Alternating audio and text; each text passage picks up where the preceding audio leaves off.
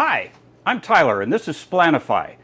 My dad was a chef. My grandmother was just an amazing Danish cook. She made everything you can.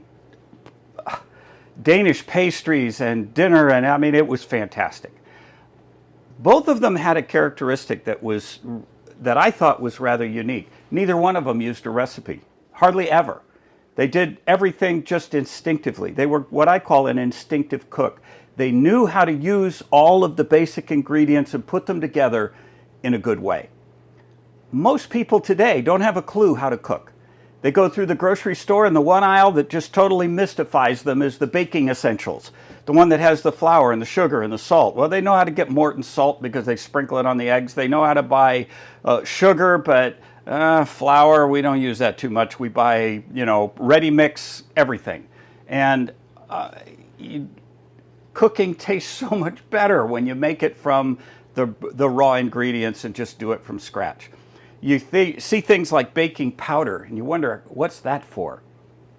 If you do know what that's for, you'll find that a lot of times you go to your baking powder and you begin to use it, but your biscuits don't rise, your cookies are flat, nothing works. Well, it's usually because the baking powder is exhausted.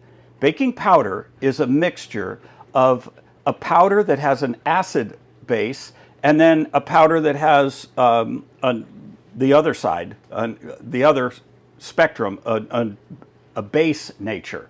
And the base nature is baking soda, and the acid component is cream of tartar. Cream of tartar is a natural process. It collects inside wooden barrels when they age wine, and it's a white powder, and they scrape it off, they collect it, and it's cream of tartar.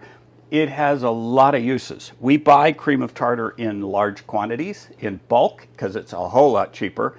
Almost all of your spices, you can buy an ounce at the grocery store, but if you double that price, you could buy a pound if you buy it in bulk. It's almost that radically different. So buy a large quantity of cream of tartar. And then we buy 13.5-pound bags of baking soda. And believe me, we use it. We go through it a lot. It's useful for a lot of different things. So here is our little container of baking powder. We just refill it. We don't throw it away when it's empty. We just make more. And to make more is just so easy.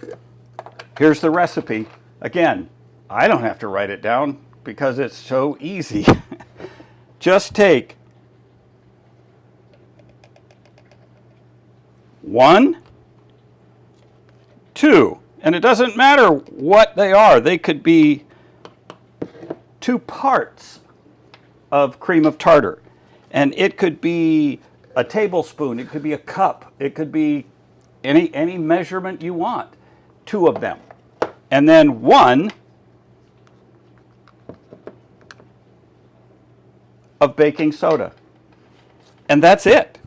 That's all you have to do. At that point, you can mix it up, and you've got fresh baking powder.